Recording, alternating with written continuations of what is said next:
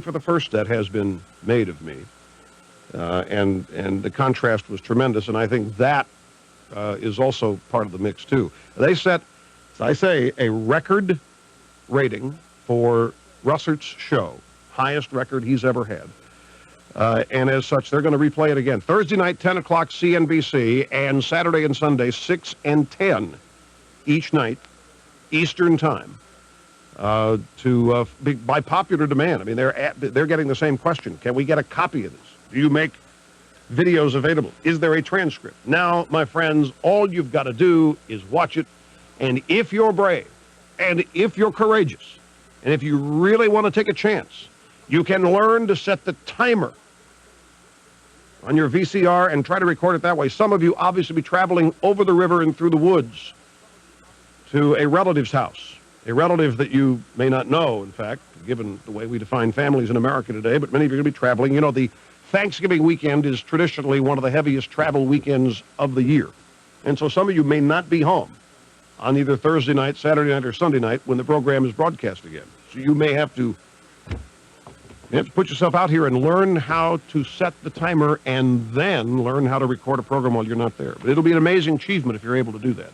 It's one of those things in life, once you figure it out, you come home and you hope and pray, oh, God, I hope it worked. And when it does work, it's, for many people, it's one of the most significant achievements of their life.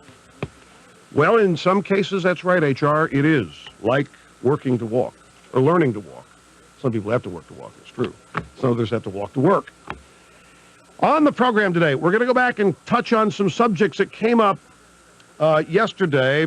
They came up near the end of the program, and given the audience shift factor that occurs, I know it's going to come as a surprise to many of you, but not all people listen to all 3 hours of every program every day throughout the busy broadcast week.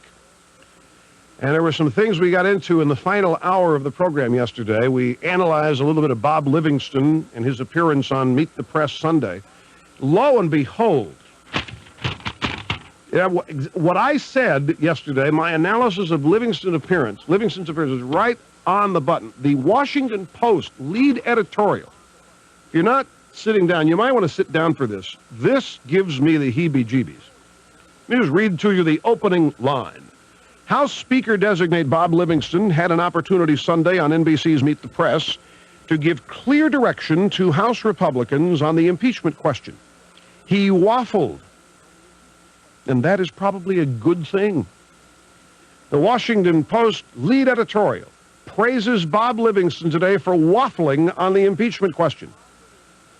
That's a good, moderate thing to do. They don't say that. That's my interpretation, but that's very good. Very good. Waffle.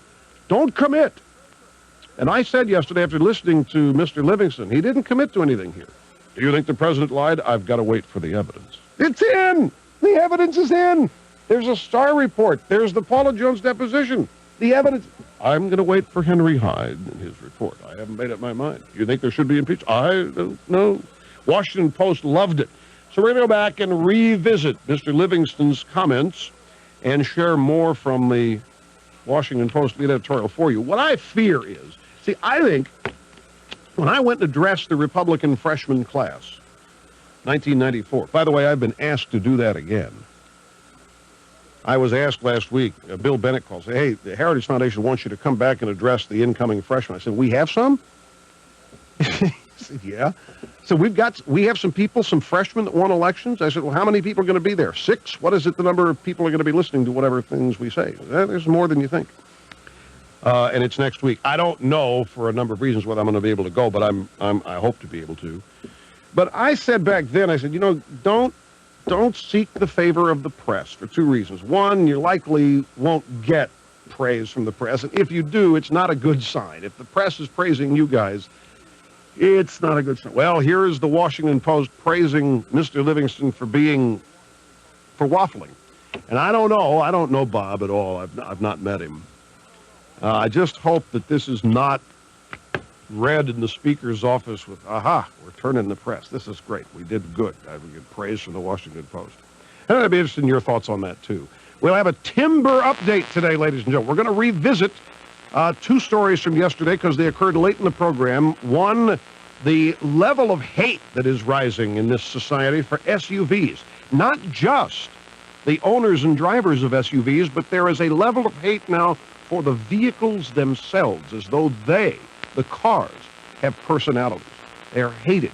I got quotes to prove it out of the San Francisco Chronicle. Also, one of the contentions I made in the Russert interview, many of you have thought was a little crazy and wild to make. I said one of the reasons that the public is so timid about pursuing the president here is that we may be a sex-crazed society. Wait till you hear the story that illustrates how sex-crazed we are in this country.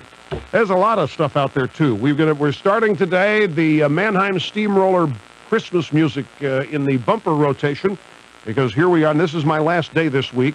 Walter Williams tomorrow, and Friday we're going to replay Best of Show on Thursday. I got to take a quick break right now. I'm a little long here in the opening monologue, but I didn't get yesterday also how the attempt here to ruin J.C. Watts is underway. I'll do that on the program today. It's amazing. So a lot of stuff on tap. Also, John Fund of the Wall Street Journal sent me a little note today. He found an interesting passage in page 4,293. John, get a life. Page 4,293 of Linda Tripp's grand jury testimony that won't surprise you. It'll simply confirm what you've always known about a possible linkage between the White House and CNN. Quick break. Back with more in a moment. You're listening to the EIB Network. Well, Thanksgiving's almost here, and with it comes family get-togethers, the NFL, and day after shopping. Now, while most people are out fighting the crowds and traffic and long lines at the stores, you can shop from the comfort of your own home. Pick up the phone and call 1-800-631-BOZE and order Bose Wave radios for all your holiday gift needs. If you have somebody who appreciates the finer things in life on your holiday list, then pick up your phone and call 800-631-BOZE. The rich, room-filling sound from the Bose Wave radio is legendary.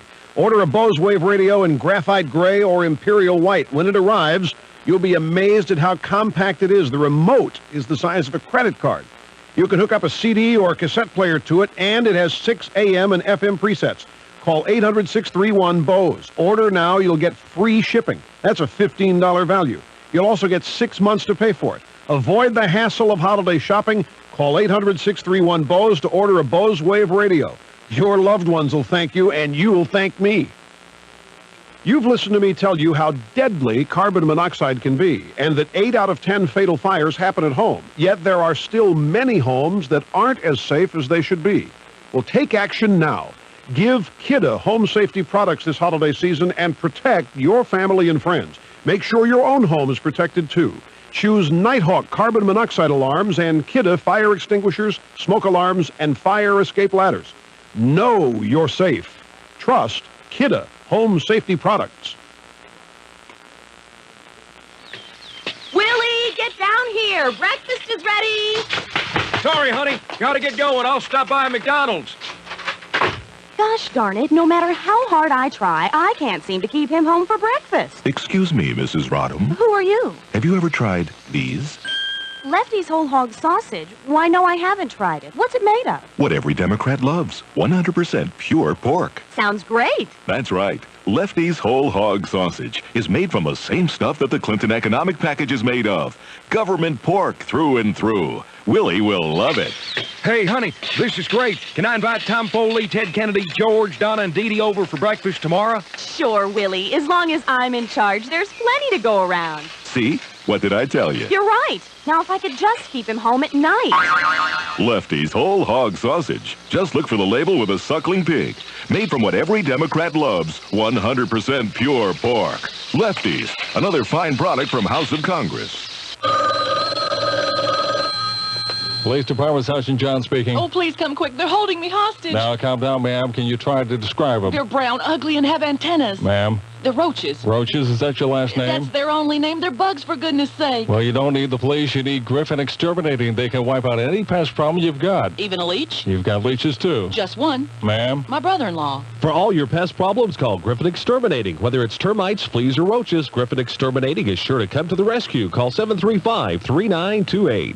For holiday and winter decorating, you want the best selection of carpet at the best prices. Knowles Carpet has over 150 styles to choose from, and you can get the sizes cut to your need and colors you want at full roll prices. For a limited time, now through November 30th, get the carpet you need at roll prices at Knowles Carpet, your Carpet One associate. Same location for over 22 years. 2311 Wayne Memorial Drive, Goldsboro. Quality floor covering expertly installed.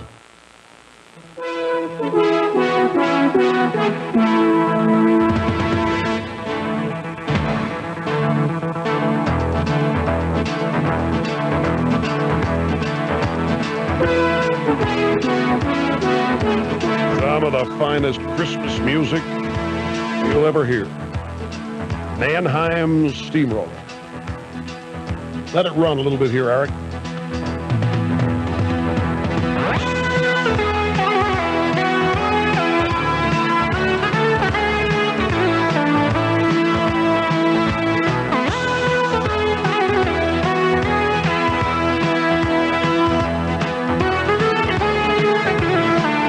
It'll make you joyous. It'll make you melancholy somewhere. It'll bring tears to your eyes. It will remind you of things in the past. You know, the great thing about nostalgia, the great thing about memories, when you think back to previous times in your life that always bring you joy, it's always the relationships you have with people you love. It's not things you've acquired. It's not material success. This music from Mannheim Steamroller will bring it all to the surface. What a contrast. It's timber update time, ladies and gentlemen.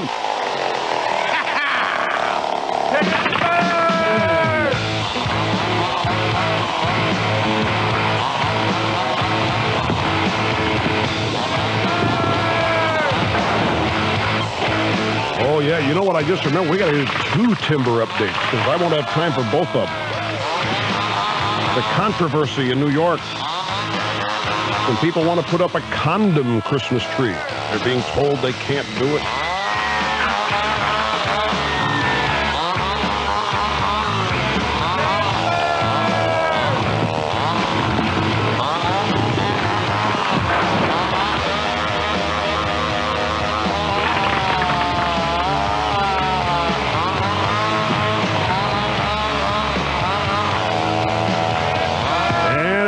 Another tree bites the dust, enabling paper to be made on which will be printed the liner notes for a Mannheim Steamroller CD. Today's timber update, very short and sweet. Got a note from a guy who said, Rush, the greatest bumper sticker I have ever seen. I was in California. I was traveling on Highway 17 between Los Gatos and Santa Cruz. The bumper sticker said, Mom, what did trees look like? Can you imagine if you own an SUV, you live in California, where they are now hated and despised. You know why? SUVs are hated because it's a sign of the affluent.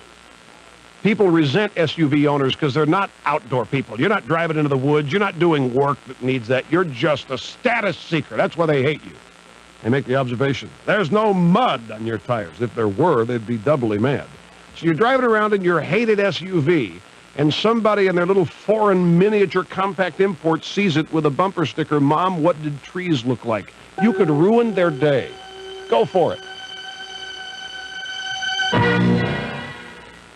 Hey, you shopping for airline tickets? Well, here's some great money-saving news. Listen to this. For the first time, you can name the price you want to pay for leisure airline tickets with a new service called Priceline, available on the internet at Priceline.com. Name any price you want to pay and get your answer, yes or no, in just 1 hour.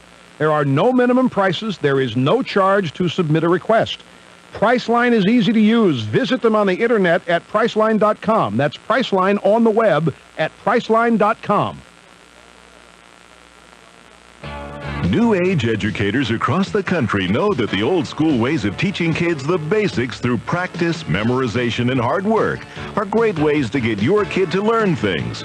But the effects on their self-esteem could be very negative. So now, from the people who brought you Creative Spelling, it's the new Creative Geography. Okay, Billy, what's the capital of Pakistan? Des Moines? That's right. Hug. Yes, New Age educators know that being correct can disturb the creative process, leading to lowering of self-esteem. That's why we encourage kids to be creative with their answers. Let's try this again. How many continents are there? Let me give you a hint. It's between 1 and 10. 43? Oh, I know who's gonna get a smiley face on his paper today. Can I go out and play now? And now, there's creative history. Who discovered America? Joan of Arc? If that's good enough for you, then it's good enough for me. And who could forget creative math? What's 10 times 10? 3? Good. What's 7 times 5? 3? Oh, you're just a little genius. The Creative Series from New Age educators, keeping your kids stupid, but feeling really good about themselves for years. And coming soon, New Age Economics.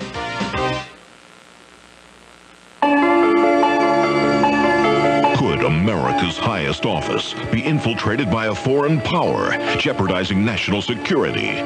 Chi-Com Pictures presents The Manchurian President. Tell us again how you personally feel about the president. Well, Bill Clinton is the kindest, warmest, bravest, most wonderful human being I ever known in my entire life. That's the exact same thing that Gore said. A United States president, a tangled web of conspiracy and deceit. Now play the unedited tape. John Paul. Oh, we're rolling. My fellow Americans, I come before you. Blatant conflicts of interest. Tell us what you know about the Red Queen. Well, nothing really, except that she and Janet go bowling on Tuesday nights. How far does their influence really go? No one knows or remembers. Well, no, Sam. I don't see anything wrong with going to Tiananmen Square. Well, excuse me, Mr. President, but don't you remember what happened there? I don't recall. Really? Why don't you pass the time and play a little solitaire? Well, that will conclude our press conference for today. Yes, dear. The Manchurian President, available to own or rent at a video store near you.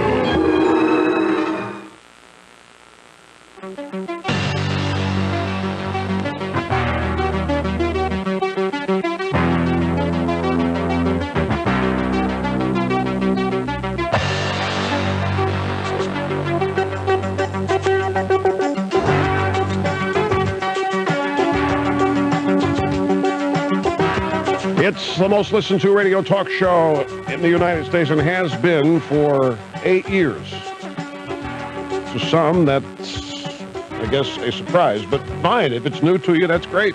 Welcome aboard. Rush Limbaugh. Talent on loan from God. 800-282-2882 is the phone number. Let me read to you this little note I got from John Fund at the Wall Street Journal. Rush, you may have seen this. No, John, I didn't, because I haven't read 4,200 some odd pages. Dear Rush, you may have seen this. There are reasons why some people have a CNN complex. The following nugget is found at page 4,293 of Linda Tripp's grand jury testimony. I don't assume that there's 4,000 pages of Linda Tripp testimony. Well, there might be. It could very well be. Anyway, here's the question. One of the questions that Linda Tripp was asked. Did Monica Lewinsky and the president discuss the possibility of other jobs, particularly in the media? Jobs for you, Monica. Answer, Monica Lewinsky, yes. The president suggested when he wanted a list of, a wish list of where she wanted to go, and she had vague ideas, but nothing specific enough to allow him to have a specific, clear idea. They talked about networks. Now, this is Linda answering for what Monica told her. And the president instantly said to Monica that someone who would do anything he asked was someone named I think his first name is Richard, and his last name is Kaplan at CNN, who had recently, I believe, gone from ABC to CNN, who said he was very, very close friend of the president's, was heading up CNN in Atlanta. He could make that happen with a snap of his fingers. You know, Kaplan has stayed in the Lincoln bedroom. Kaplan's a buddy of Clinton. A lot of people make jokes about the linkage that CNN has with the White House, the favorable coverage of Clinton in the White House because Kaplan is there. And here, page 4,293, is Linda Tripp saying that Monica Lewinsky said, President, we talked about getting jobs in the media, and he said he could call some guy at CNN named Kaplan with a snap of his fingers, make something happen just like that. Here's Ron in Dayton, Ohio, as we go to the phones. Welcome, sir, to the program. It's good to have you with us. Hello, Rush. Hey, long-time listener, first-time caller. Thank you. You caught my interest right away on your visit with Tim Russert this weekend. I specifically sought that out, and that might be a reason for the higher ratings, because maybe others did the same. I, in the past had pretty conservative views, which lately had seen him going to more of the moderate side. Your own, you mean? Yes. And, before and since the election, in listening to things that I heard you say, actually at that point started me to reassess a little bit what the moderate views that I had. And it was for that reason that I specifically sought out that to hear a little more of you rather than just the bits and pieces I catch of you on the radio each day. And along those lines, maybe others did the same, and that might be why the ratings were up a little bit. Well, we know the ratings are up because more people watched. You're right about that. Well, I guess what's really started to change things for me was I got kind of sick and tired of these appearances by James Carville and Lanny Davis and Paul Begala with no real challenge from the people asking them the questions. So when I heard some of what you would say, and then to go on the show and hear, about a half hour of it, I gotta say, these moderate views, I'm kind of slapping myself a little bit for what I was thinking along some of those lines. That's okay. Sometimes one does need to be jolted back to reality. Let me tell you something. I understand the tendency of people to want to go moderate. I understand the temptation that exists out there for people to do that. Because you see, as you watch television, you see what happens to people who are unabashedly conservative, and you don't want that to happen to you. And you don't want to also be associated. You don't want to have to constantly defend. Like if you run around and say, yeah, I agree with Rush Limbaugh, you do? What do you? And most of the people getting on you for agreeing with me themselves really don't know that much about my views. They've just had their opinion shaped by others. Which, is as much my fault as anybody else for not being out there on TV. I understand that, but the fact of the matter is that the temptation to go moderate in America, it means more reasonable, it means more open-minded, it means you see a lot of gray area out there, and you make up your mind. You're not a toady of some movement, and I understand the great temptation, but if people actually understand what moderates are and what they get done, in fact, there are, if you think you were tempted, there are new Republicans and some relatively new Republicans in the House. And I got a story today I'm going to treat you to, and I think it's out of Los Angeles Times, about some California Republicans who are proud. In fact, one of them calls himself a staunch moderate. I don't know. See, words mean things to me. Words have specific meanings. And I don't know how staunch moderate can legally or accurately be defined.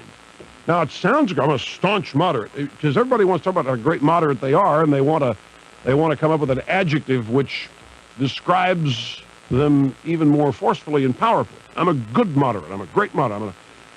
I'm a thinking moderate. I'm whatever. I'm a staunch. Staunch and moderate just don't go together. Well, you can have jumbo shrimp, and if you've seen tiny shrimp, you've seen popcorn shrimp. You can have jumbo shrimp. But I could think of some examples though. But staunch moderate is not in my mind, a legally, according to proper definitions, legally applicable term.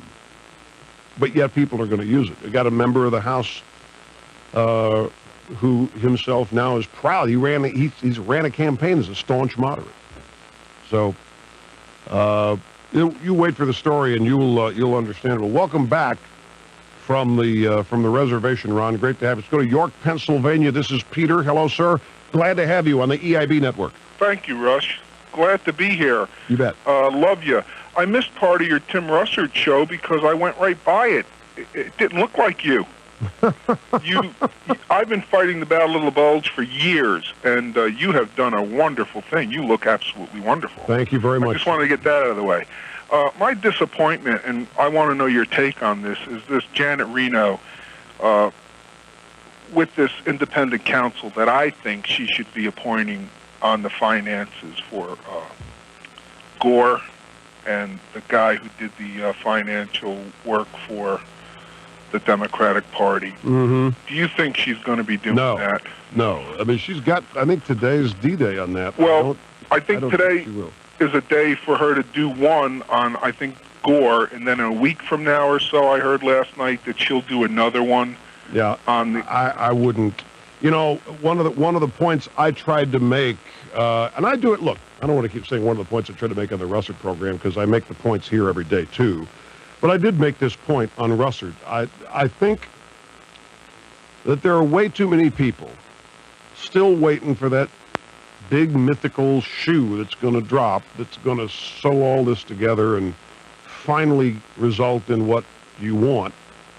And I think it's a mistake. I was reading email last night, and there's a guy out there who goes and reads as many publications online as he can and then sends to a list of people the stories he thinks are interesting. And I can't remember the headline of this story, but it was something like this. Starr may be moving in on Hillary via Hubble indictment. And I wanted to send a note back, give it up. Give it. I can't believe that there are, after all of this, that there are still people who are seriously invested with the notion that something here is going to come. I mean, with Webb, Hubble, and Hillary, and even if it does, we are at a period of time where it's not going to happen soon enough to result in the removal from office of Bill Clinton. I don't think. Now, and I got to be very careful saying this because I'm not saying I've forgotten it. I'm not saying that I don't want it to happen, and I have not adopted a defeatist attitude about this at all. I am trying to be supremely realistic about this. I do not think that it is healthy to keep denying reality and to keep living in a dream world where there is this magic event that nobody has yet discovered, or that Ken Starr has some great secret that he's withholding for a tremendous strategic time to release it and really flummox his enemies and get even with everybody. If that happens, that would be great. I'm saying it would be great if it happens. I'm suggesting to you, as human beings, don't get your lives all wrapped up in waiting around for that. Life goes on. There are families to raise. There are plenty of other things that are deserving of our attention. The culture of this country, the overall political direction of the country. This country is larger than Bill and Hillary Clinton, whatever they do or don't do or get caught doing or get away with doing. There are serious things that deserve the attention of people, and in order for those things to be given your attention, you got to drop. So you cannot continually be governed by a notion that there is this smoking gun out there just waiting for some brilliant strategic moment to be released. I'm telling you, if that happens, that would be fabulous. Don't misunderstand. But don't look.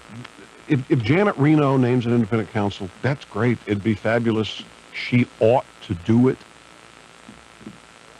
The fact that it's taken this long, she's just using the maximum amount of time allowed by law to reach her decision for one reason. It's been the reason I gave you since all of this started. The whole strategy here from the White House, the Democratic National Committee on down has been delay, delay, delay. And the delay has had several strategic time references. And each one of those is an election. Delay this until after the next election so that it doesn't harm us for that election. And there were a number of those things going into Clinton's own re-election race in 96, and then came these congressional races in 1998. Janet Reno has done her job. She has, using the tools given to her by the law, succeeded in delaying decisions on these things. But it's never been a question in my mind what her decision is going to be. I mean, I'm not under the illusion that Janet Reno is going to appoint an independent counsel to investigate Al Gore. Is it a mystery? Is anybody still under the impression that this is an independent Justice Department that is not being influenced somehow by the White House? Has anything changed that? Has Janet Reno all of a sudden got a dose of independence? As far as Al Gore being named, if there's an independent counsel named into Al Gore, one of two things is going to happen. His campaign for the presidency is going to then have a huge albatross itself around its neck to deal with, or the American people are going to say, another independent counsel, I couldn't care less, I don't want to. Whatever the rule of law is should happen. I think there ought to be, I think there should have been independent counsels looking into this long before we spent all this time looking into Monica Lewinsky. I think the real abuses of this administration and the real treachery that's taken place, the real danger to the country has occurred in the selling, perhaps the selling of U.S. foreign policy and U.S. technology to foreign interests for campaign contributions that were used primarily in 1996 and in the 1995 budget battle. That's how far back this goes. That there haven't been. She hasn't named them, and I don't see anything out there that suggests that she's going to. In fact, to give you an idea where I think we are, I got to take a break here, I'm a little long. I have this fantasy what Starr should have said when he was sworn in last Thursday. Be back in a minute with that. Don't go away. You're listening to the EIB Network.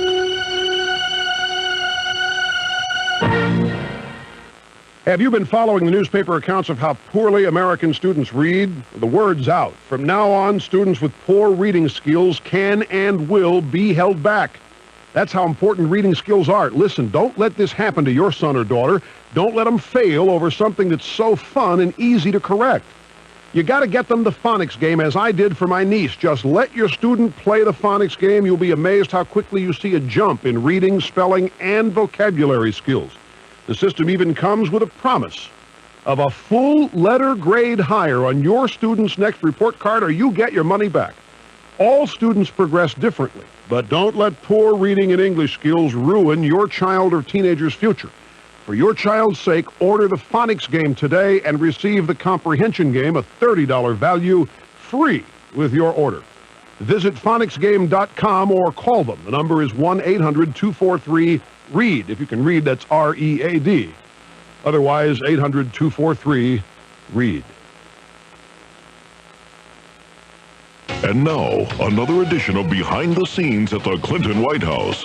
Today, the White House films are delivered to the committee. Sign here. Now, you're sure these are all the tapes from the White House? Well, I guess we better open these up. Yes, sir. Well, let's see what we got here. Behind the scenes of the EI... Well, it's cracked anyways. Arkansas wet T-shirt. Debbie does. Whoa, what did that subpoena say? Sir, we subpoenaed all videos from the White House. Well, Torricelli, tell them that in light of new sensitive evidence, we're going to have a closed session. Senator Durbin, get the lights, please. Join us next time for Behind the Scenes at the Clinton White House.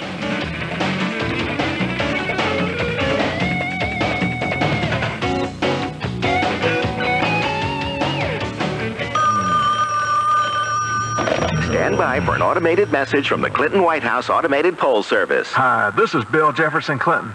Recently, I apologized to the American people. Maybe you saw me on TV. If you accept my apology, press 1. If you don't accept my apology, press 2. Would you accept my apology if I said that I was really, really sorry? Press 1 to accept my apology. Press 2 if you don't accept my apology. What about truly, really, very sorry? What if I began to cry or got on my knees? What if there were a chance to win fabulous prizes, like a cruise or a free set of encyclopedias? Press 1 to accept my apology. If you don't accept my apology, press 2. I'm sorry, you're obviously a member of the vast right-wing conspiracy or a Rush Limbaugh listener. The Clinton White House poll service will not be calling you again. Thank you.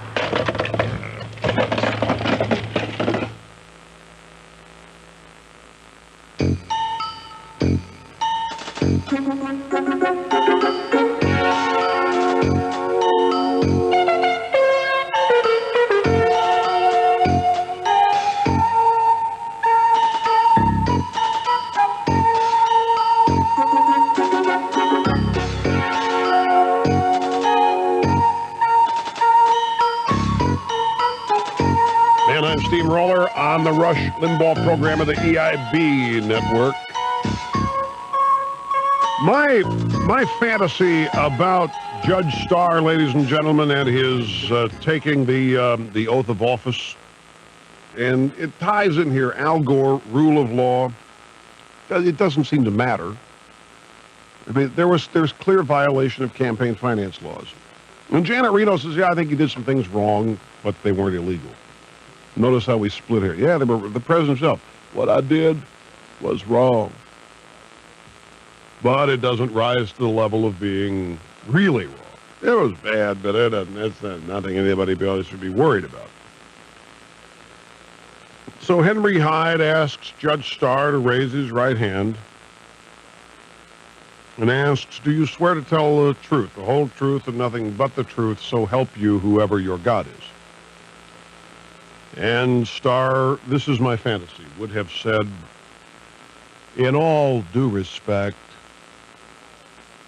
what does an oath mean anymore? If I swear to tell the truth, need I obey that pledge? Have not the American people spoken? Wouldn't it be more useful to the rule of law if that question were no longer asked, Mr. Chairman, so it wouldn't have to be answered with fingers crossed behind one's back? Mr. Chairman and ladies and gentlemen of this great committee, we are heading toward the 21st century. Do you swear to tell the truth, the whole truth, and nothing but the truth? It is quaint and very sentimental, but does it mean anything anymore? Now, of course, Starr would have never done that because it doesn't reflect his views on it, but somebody could. And it would be interesting to see the reaction. Can you imagine the fur flying in that committee if somebody were to do that? And they got some witnesses coming in. What I wouldn't give for one of these new witnesses that are going to testify to actually say something like that after being asked to swear their oath. What does it matter? Don't you realize the problems we're creating by me doing this? Don't you realize if I say something that may not necessarily be true, you got a problem you may have to go after me for? Why do we want these problems? Why do you want to make me sit here with my fingers crossed behind my back? Can't we just realize that it's part of the old America and we got to get with it? This is the 90s, soon to be the new millennium. And is it really relevant in American? And that's a legitimate question, folks. A legitimate question. Be right back. Stay with us. You're listening to the EIB Network.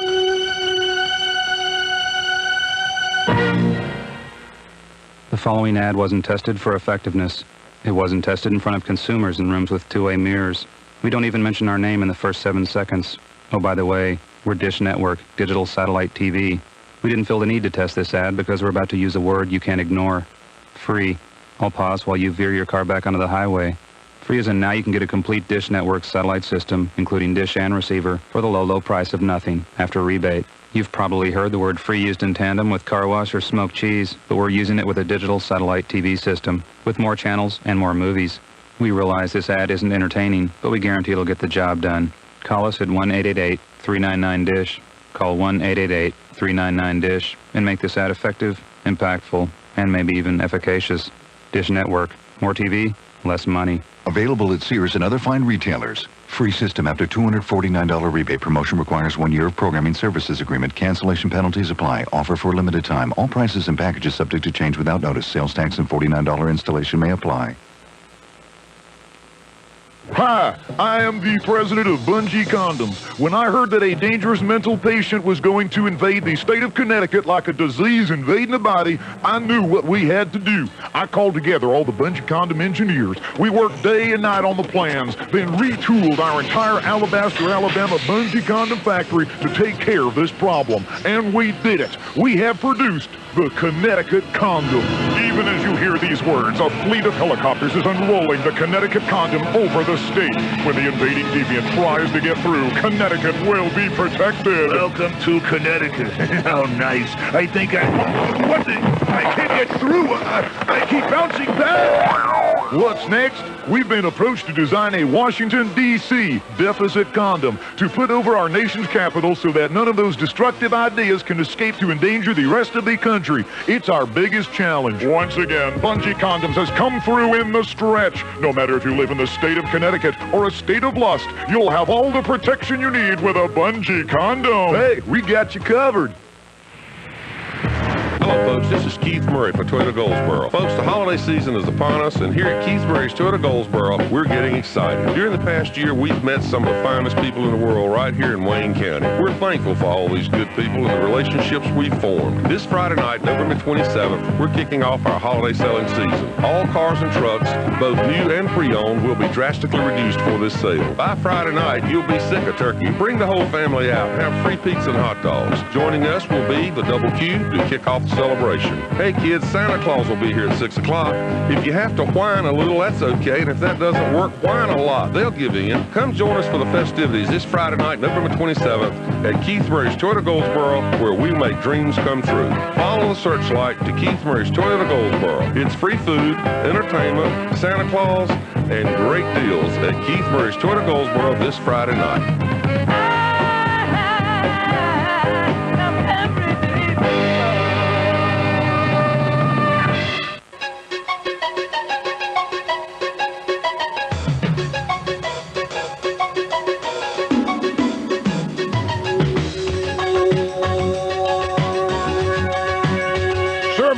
Humanity, the Excellence in Broadcasting Network, and Rush Limbaugh at 1-800-282-2882. Let's go to Aurora, Ohio. Hello, Kelly. Welcome. Nice to have you with us. Rush, I'm so thrilled to be talking with you. Thank you, Kelly, very much. Well, you're welcome. Long-time listener, first-time caller. I heard you say yesterday that you'd gotten so many comments on how good you looked on the Russert show. Mm-hmm. I saw a snippet at the end. My husband was flipping through the channels, and I said, go back, that's the show.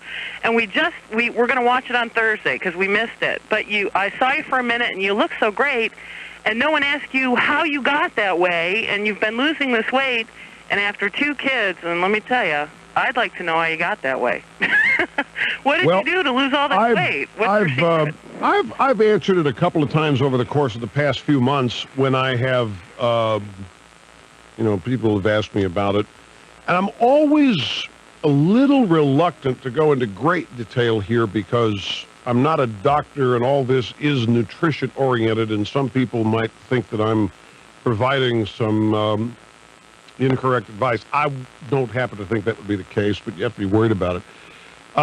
It really is not complicated. It's not a specific diet that you go get off the shelf or you get in a book, or it doesn't have a brand name to it. I've done a lot of diets over the course of my life, and in the process have learned a lot about nutrition, what causes weight gain, what causes fat to be stored, and how to lose it, how to get rid of it. And I basically just put together my own regimen based on the things that I have learned. And I coupled the menu with the hiring of a chef to prepare it every day, because this diet requires the preparation of food, and neither my wife nor I have the time nor the inclination to do it.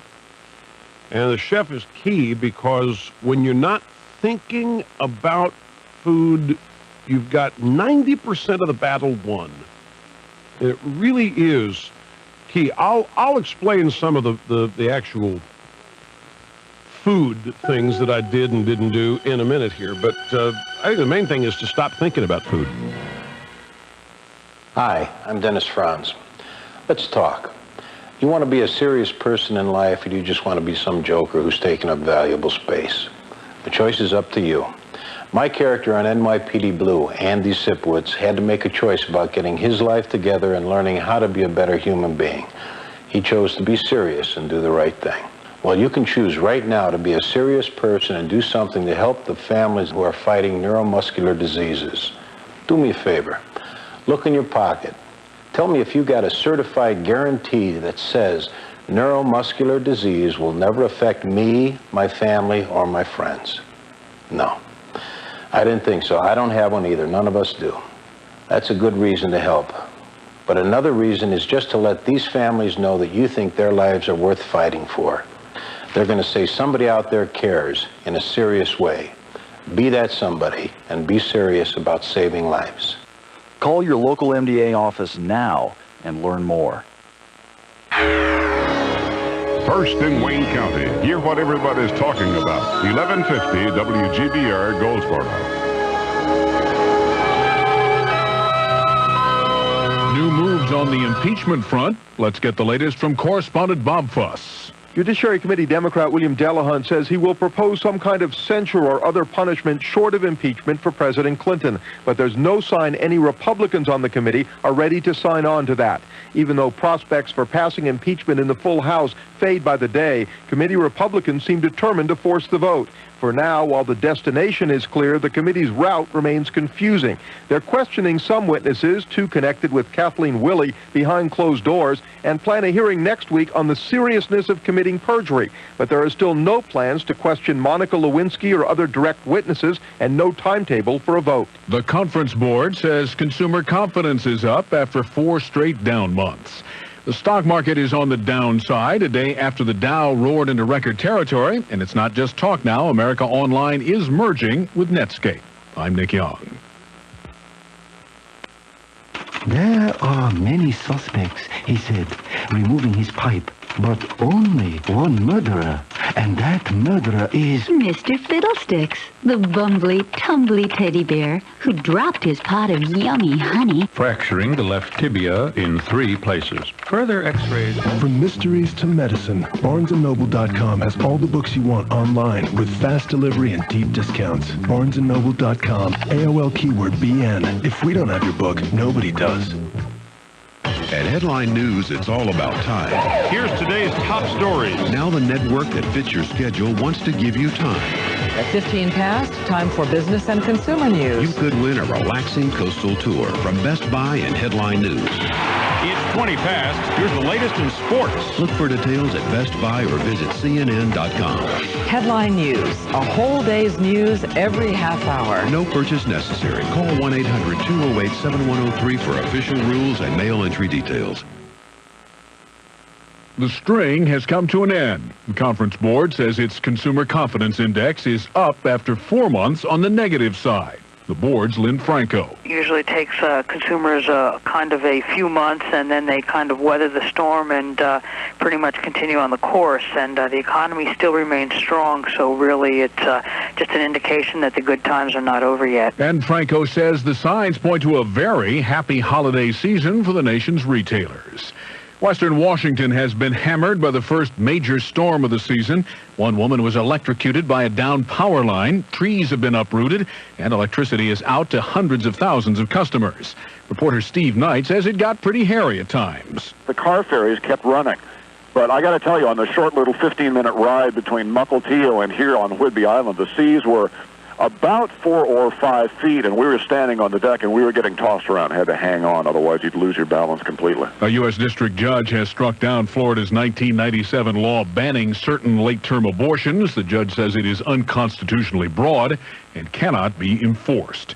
This is the deadline for Attorney General Janet Reno to decide whether to order an independent counsel probe of Vice President Al Gore's fundraising. Justice Department officials say it is not likely that Reno will press for the investigation. 2 years ago, Reno was pressured by Capitol Hill Republicans to ask for an independent counsel to look into fundraising. The College Board says maybe those special SAT prep courses students shell out the bucks for aren't all that effective. According to the board, they only boost scores by a relatively few points. Kevin McMullen of the Princeton Review, which conducts some of the courses, disputes those findings. It's ironic that the College Board keeps finding these kind of results when even high school counselors are admitting to their kids that intensive coaching works. On Wall Street, the Dow is off 43 points. The NASDAQ is up 1.5 points. I'm Nick Young.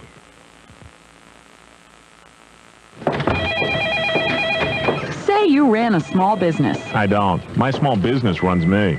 Perfect. Then you're ready to call 1-800-METER-NOW toll-free and join the revolution. What revolution? The mailing revolution. It's everywhere. Do tell. Well, 1-800-METER-NOW is the toll-free number to call to order the personal post office from Pitney Bowes. A postage meter for small business? Nice. Very nice, because the personal post office means instantly metered mail and no more going out for stamps. Wow, no more going out for stamps? That is revolutionary. It also refills postage by phone 24 hours a day, so it works when you do. That works for me. And it's yours for about the cost of a cup of coffee a day. Okay, I'm sold. Good. Call 1-800-METER-NOW and you'll get a 90-day free trial. What's the toll-free number? 1-800-METER-NOW. Or visit the website at www.pitneybowes.com/radio. The personal post office. It's a business revolution made simple. This is NBC Radio News. Price sells cars at Leith, Chrysler, Plymouth, Jeep, and Leith Dodge Isuzu. All 99 minivans are priced at invoice, and you keep the rebate. The 1999 Plymouth Voyager only $16,502. All 1999 Isuzus in stock $700 below invoice. The 1998 Isuzu Oasis $21,837. Get a $1,000 rebate on all 1998 Ram trucks, including quad cabs. Price sells cars at Leith, Chrysler, Plymouth, Jeep, and Leith Dodge Isuzu. Highway 70 East and 70 West, Goldsboro. Well, it looks like we've got mostly sunny skies on tap across the area for the afternoon. It's going to be fairly mild out, maybe turning a little breezy at times from the north. We'll look for a high around 69 to 74 degrees. Tonight we'll have mostly clear skies and calm winds, lows dropping into the mid-30s to around 40. On Wednesday, we should see plenty of sunshine in general. We'll see high clouds start to increase some after lunchtime, though. Should be a little cooler and drier overall tomorrow with highs 61 to 66. I'm Mike Moss at the Weather Center.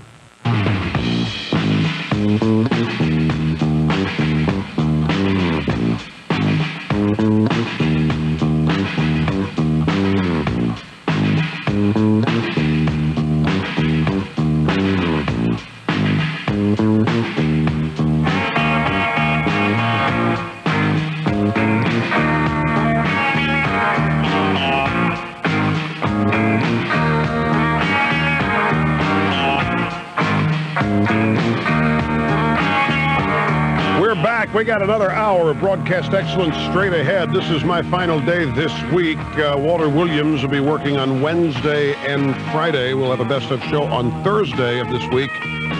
And then back in the saddle again on Monday for the remainder of the holiday season. Rush Limbaugh and the EIB Network, 800-282-2882, the phone number. HR, you remember... In the last hour, we're trying to come up with an analogy here. The term staunch moderate seems to be oxymoronic. It just doesn't seem possible. You don't put staunch in front of the word moderate. And you said, yeah, sort of like jumbo in front of shrimp. Well, there are jumbo shrimp. You just may not have seen it because you've never been to Stroud's in Kansas City, Missouri. If you want to see shrimp that you don't think exist, you ought to go to Stroud's in Kansas City. But I got a better analogy.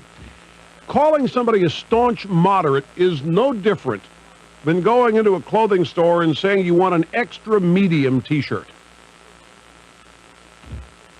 I think that conveys the point. Now, let me quickly run through this diet business, ladies and gentlemen, without getting into, I mean, I can't get into recipe type detail here. But I can cover some basic things. Let me tell you the starting point for me. And again, as I say, what I did was based on years and years of dieting. I mean, I wish I didn't have that history, but I do. And I vowed here to do it one last time. And I wasn't going to go to any of the well-known brand names, nothing against them. I've tried them all. I gained weight back. I didn't go get anybody's book. I've done that, and I gained the weight back. And I will tell you, all of those diets will work. Every one of them works. But in terms of keeping weight off, they are such that you can't eat that way the rest of your life.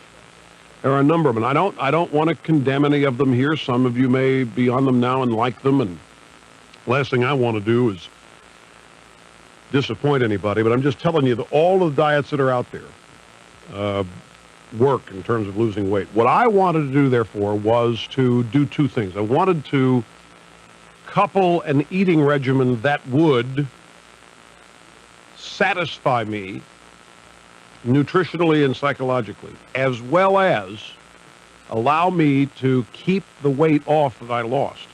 And so the first point that I wanted to accomplish, the first thing I wanted to accomplish was to devise something that in essence was a satisfying way to eat for the rest of my life. And the diet would be a slow progression to that point. And the diet itself would be educational. I would learn in the process when I had reached that level. There's also something else that's very key that I learned, that diets occur in stages.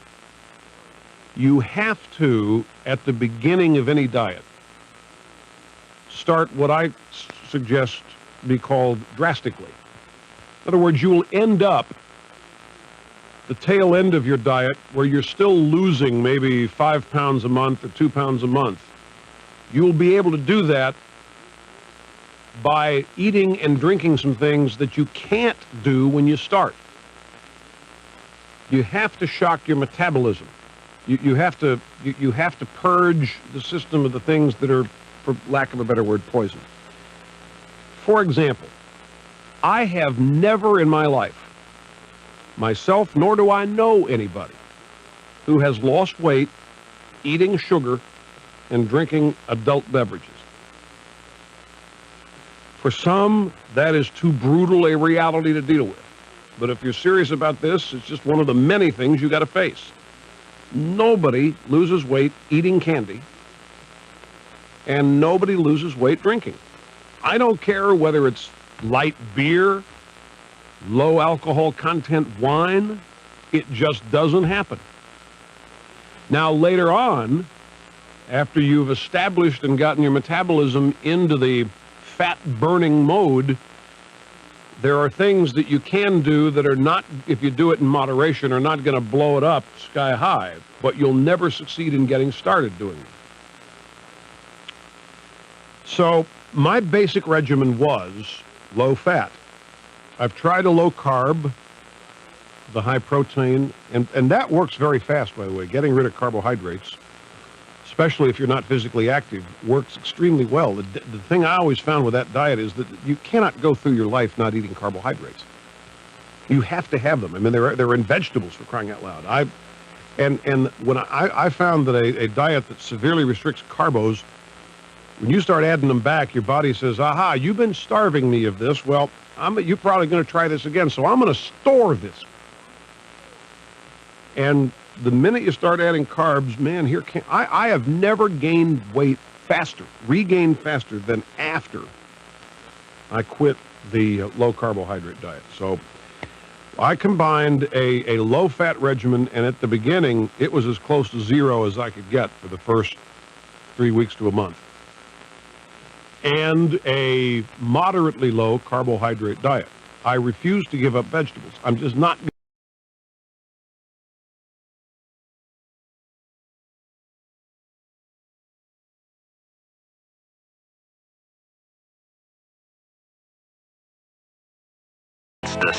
encouraging a young person to use tobacco.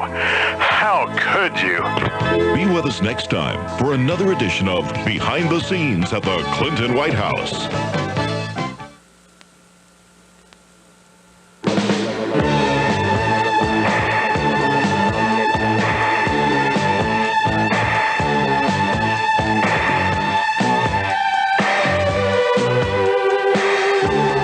Oh, you better sped it up right now. Okay. That's right. Hit me. Okay. Just talk about sex, baby. Don't talk about perjury. Just talk about the sleazy stuff that Huff and Puff can't indict me. Just talk about sex. Just talk about sex. Just talk about sex. Just talk about sex.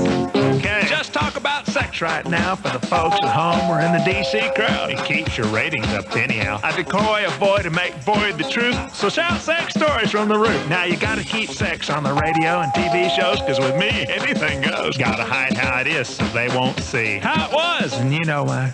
Perjury. Those who think it's dirty, raise a voice. Talk about cigars, messy dress, and thong drawers on her fanny. Will that stop me, Al? I doubt it. All right, then. Come on, let's spin. Just talk about sex, naughty. Then try to impeach me. Just talk about the tawdry facts and lewd acts of yours truly. Just talk about sex. Just talk about sex. Baby, baby, baby, baby. Please talk about sex. Did you say please? Yeah. Hot to try it. Interns make my eyes pop. Grope what they got. You know I can't stop. So you drool like a fool, but I guess you're only human. So save a job and keep your sex story stewing. Crooks, pushers, Chinese, and Indonesians taking all that money, committing high treason. Your rates are great. They all state. Lawyers, friends, all giving stories to spin and you win with. And hide the truth with. Talk one-sided sex, phone sex, cigar sex. And believe me, Al, it's as good as it gets. Ooh. I gotta obscure, make a blur of what could injure, to put the truth in a bag so I can stay glad and keep Hillary from getting too mad. No crime, just sex, just having fun, and keeping your butt on Air Force One. Take it easy, just talk about sex, you'll see, not house inquiries. Just talk about the sleazy stuff that Huff and Puff can't indict me. Just talk about sex, not obstruction of justice. Just talk about sex or abuse of power.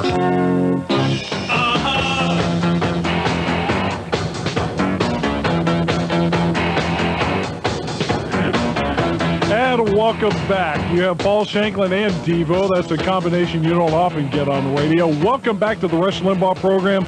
I'm Tony Snow in for the ailing Rush. Give me a call, 1-800-282-2882. We begin in Chicago with Nick. Nick, welcome. Hello, Tony. Hi.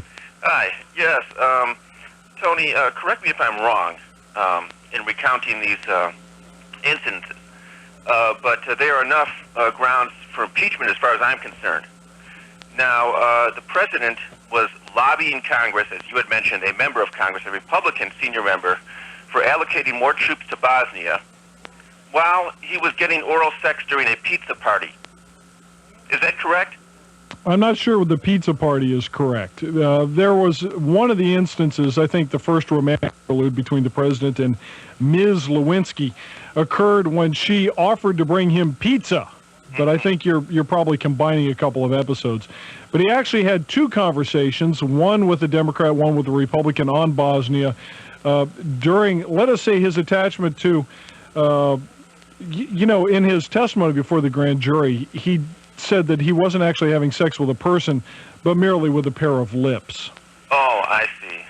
It's all semantics. But I hope that makes it better for you. Well, regardless of that, here is, let's look at his own history. Here is our draft-dodging commander-in-chief who had connections who got him out of the Vietnam War, correct?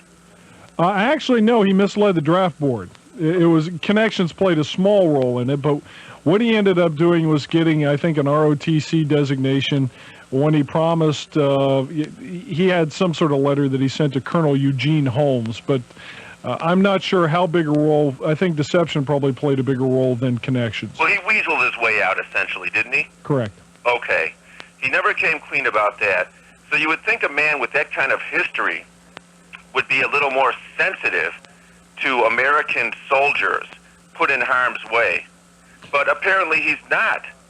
I mean, how shameless and totally soulless. I mean, I find that totally obscene.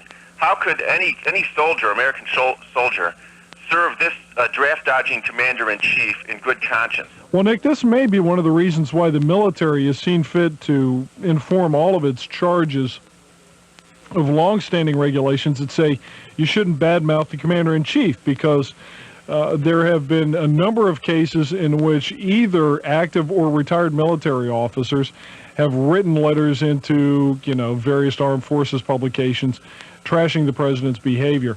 This has been enormously demoralizing in today's military. Think about what's happened, because this is also something that's going to figure into the bigger picture. What has happened is we have cut back on military spending. We've gotten rid of a lot of troops, a lot of reserves. And right now, Bill Clinton has sent U.S. forces into more different deployments than any president in U.S. history. The people who are working on, say, battleships, destroyers, naval officers, actually anybody who works for the Navy, they're fried. They are constantly out at sea trying to keep up with their obligations. Flyers, people either flying off the decks or members of the Air Force, they're fried too, because they are being stretched beyond the limit. As a result, what's happening? The very people you need to secure national security, they're quitting. They're getting out. They're saying, I'm not going to do this anymore. Why should I risk life and limb? Why should I work till I'm tired of the bone? Why should I spend all this time flying or out on a deployment? Meanwhile, my wife and kids are miserable, or my husband and kids, as the case may be. I've got a family back home I never get to see. There's nothing in it for me. Most of these things are pointless. And so you have a thoroughly demoralized military because you have a different set of rules. In that famous letter to Eugene Holmes, of course, the president expressed a loathing for the military. I don't think that's the case anymore. I just don't think he gets it. The military is not a little chess piece that you use strictly for political purposes. These are men and women who devote their lives to the defense of the country and to the defense of liberty, and they deserve better. Thanks for the call, Nick. Let's now go to Laguna Niguel, California. Bob, welcome. Yes, Tony, nice to talk to you. I just want to say that I think that you're wishfully thinking, and that there's no way that President Clinton's going to be impeached. Even I doubt if he'll even get out of the committee, an impeachment resolution out of the committee. Bob, I'll take you up on that right now. Well, I'll give you my address, $50. And I want to give you one quote before we leave by Monica Lewinsky. We didn't come close to having sex. We fooled around, quote, unquote. And if that doesn't exonerate the president, I don't know what else would. Well, Bob, yes. You understand what's going on here. You don't dispute oral sex. You don't dispute the cigar. You don't dispute any of that, correct? Well, I do dispute all of that. Every single bit of it, I dispute. Then why hasn't anybody once said it's not true? Pardon me? Why hasn't anybody ever said it's not true, including the president? He could have done that. These are personal things, Tony. There's no reason for anyone to say whether they're true or not. It's none of my business what you did last night, Tony. Bob? None of my business at all. It has nothing whatsoever to do with anything legal, anything political, or anything, period. When he's making decisions about the lives and fortunes of Americans who are serving abroad, it's got a hell of a lot to do with all of us. Thanks for the call, Bob.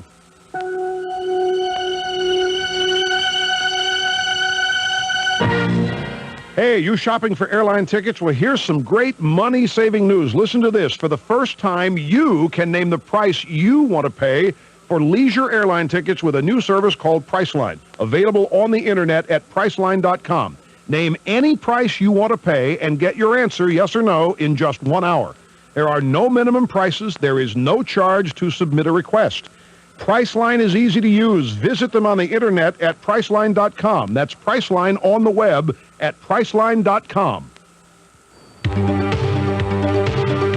This is WGBR News, Goldsboro's very own.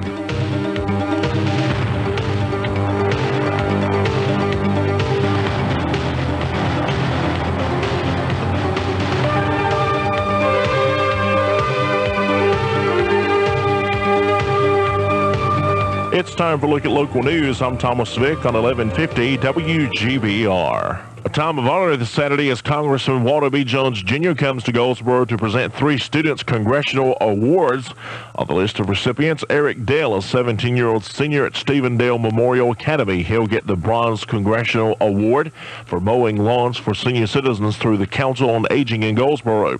Sean Maka, a 14-year-old freshman at Sandala Christian School, also a Bronze Award winner for volunteering at Edgewood School for the developmentally challenged in Goldsboro.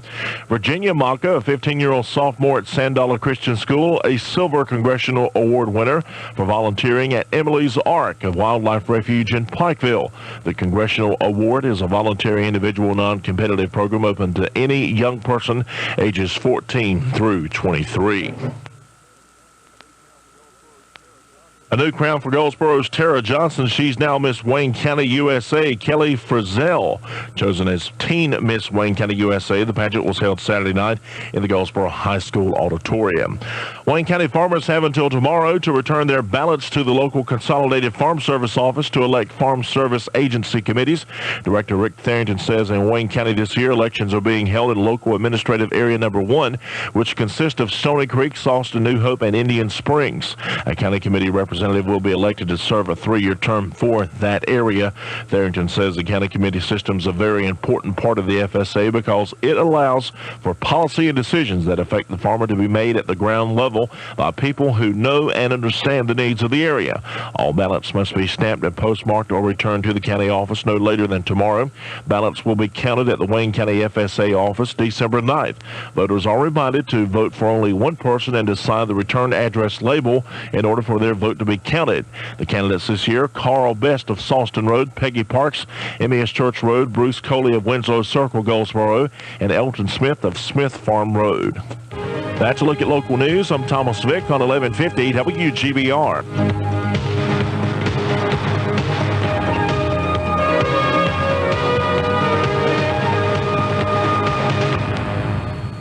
Well, it looks like high pressure off to our east will bring us more sunshine than clouds this afternoon. We'll still be unseasonably warm with highs up to around 73 to 78. Tonight looks partly cloudy and mild, lows in the low to mid 50s. On Tuesday, we'll start out partly cloudy as a cold front moves through the area. Should be mostly sunny by afternoon. Temperature is not quite as warm or humid tomorrow, but still well above normal with highs around 70 to 75. I'm Mike Moss at the North Carolina News Network Weather Center. WGBR.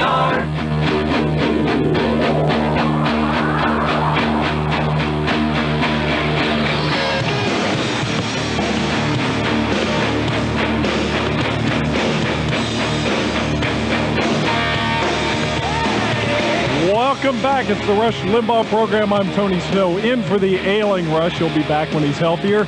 Give us a call, 1-800-282-2882. Oh, in the interest of shameless self-promotion, I am a syndicated columnist with the Detroit News and Creator Syndicate and host of Fox News Sunday, which you can see every Sunday on your local Fox station.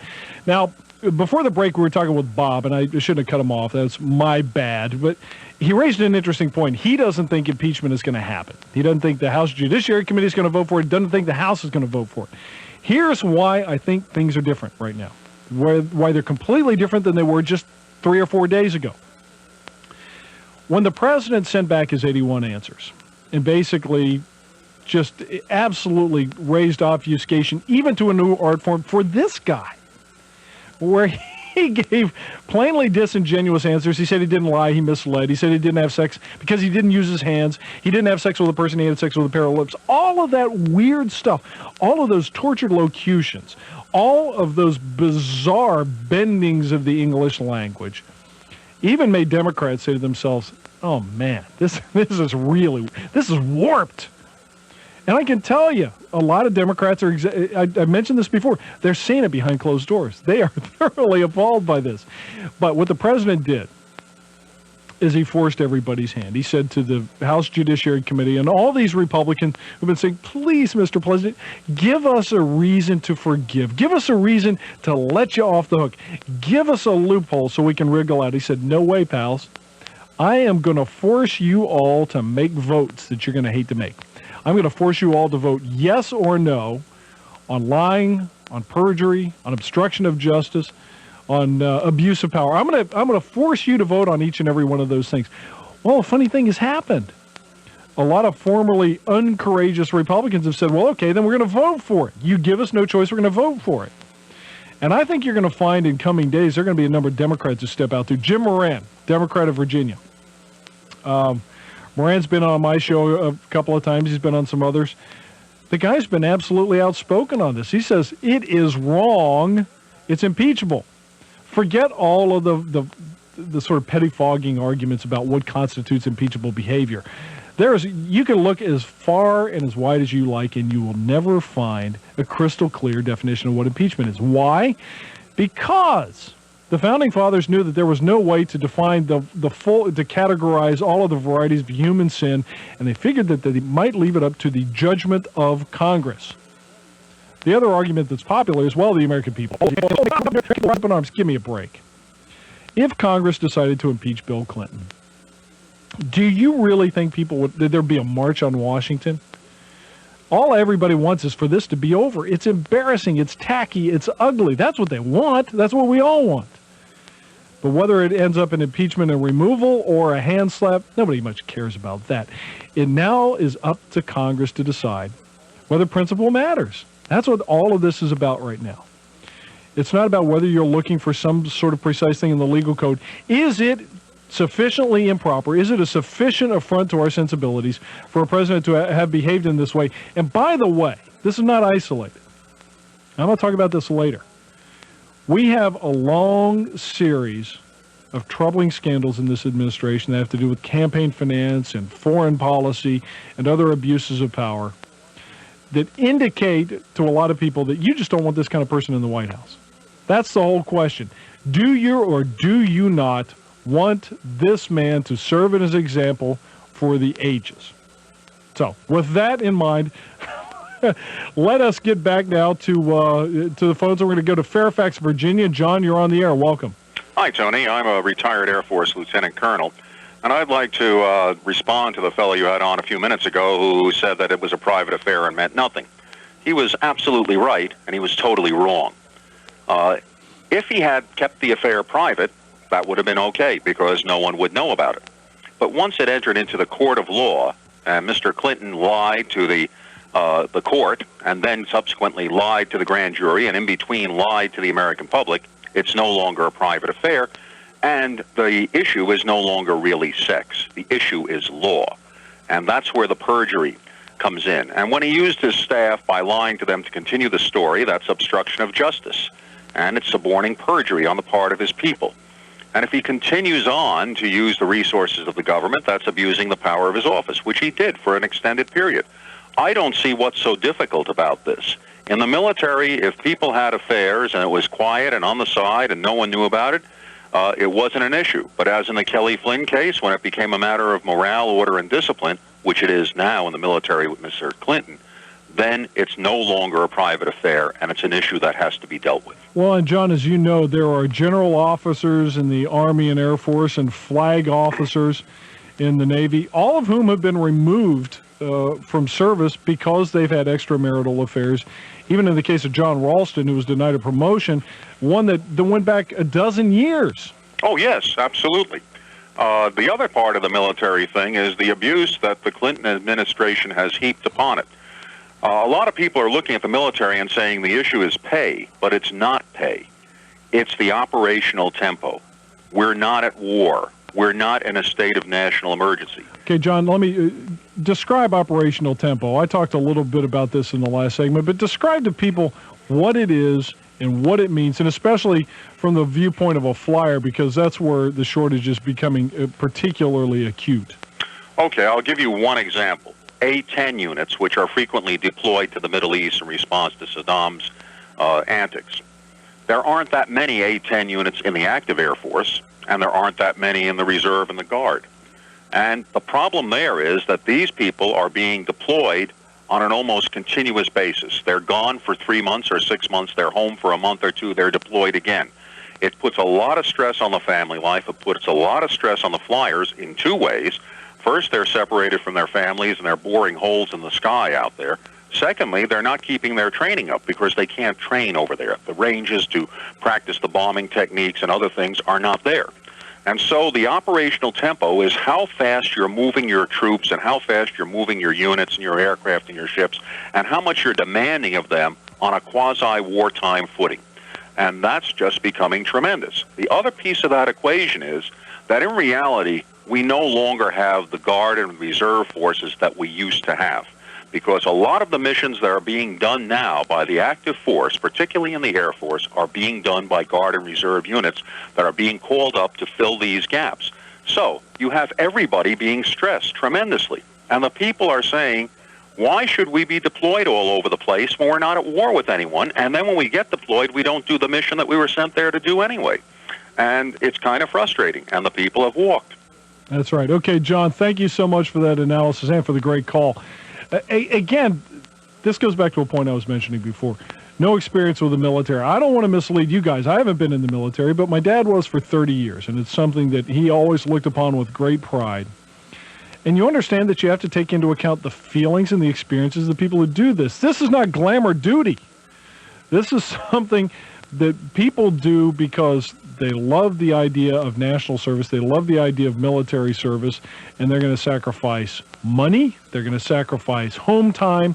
They're going to sacrifice possibly their lives, but not simply to go running back and forth every time the polls take a blip. And one of the things in which, one of the ways in which this has been most manifest, I'm going to tease it a little bit, is the bombings in Afghanistan and Sudan, which, as you may recall, occurred the same day as Monica Lewinsky's grand jury testimony. I'm going to take a break. We're going to be back with your calls in a couple of minutes. I'm Tony Snow in for Rush, and the number once again, 1-800-282-2882. You're listening to the EIB Network.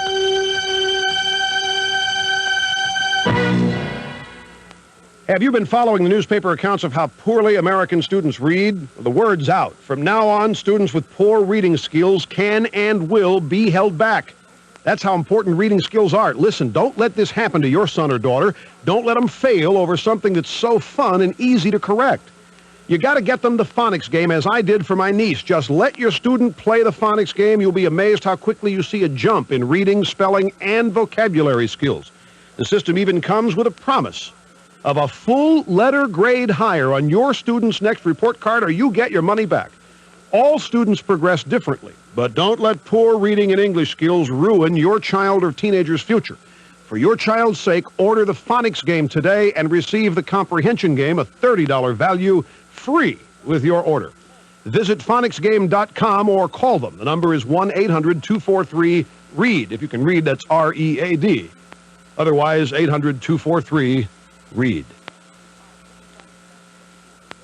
Hi, Click and Clack the Tappert Brothers here for the Auto Safety Hotline. Let me ask you a question. Sure. Let's say you're driving down your street. You're getting ready to turn into your driveway, and all of a sudden you got no brakes. Yeah? What do? I head right for my neighbor's lawn so I don't run over my wife's pack of sand. No, seriously. Let's say you take it to the dealer, and he says, hey, there's nothing wrong with it. Then what do? Then I call the Auto Safety Hotline at 1-800-424-9393. Right. The Auto Safety Hotline collects information about problems that make cars unsafe to drive. Now, maybe the brake failure is the result of a leak from when you ran over that petrified redwood limb. Yeah, I remember. But maybe it's a manufacturing defect. How are you going to know? By calling the Auto Safety Hotline at 1-800-424-9393. If there's already been a recall on your car that you didn't hear about, they'll tell you. And if there hasn't been, your report might lead to one. Who knows? You could help prevent injuries and even save lives. So if your car has a problem that you believe makes it unsafe... Having my brother behind the wheel doesn't count, by the way. Call the Auto Safety Hotline at 1-800-424-9393. The Auto Safety Hotline is a free service of the National Highway Traffic Safety Administration. New from Hasbrook Toys, it's Spin Doctor. Now, you can be just like a real White House operative with Spin Doctor. Just take an actual soundbite. The American people don't want and they don't need a tax cut. Put it in the Spin Doctor machine. The American people need and want a tax cut. See? Just like a real White House operative. Spin Doctor. I can guarantee you my wife is not going to stay home and bake cookies. Well, I can guarantee you my wife is going to stay home and bake cookies. It's fun for the whole family. I did not inhale. Inhale not, did I? Great for parties. not inhale, did. And it makes a wonderful graduation gift. I did not inhale, did I? Spin Doctor, new from Hasbrook Toys. Did I not inhale?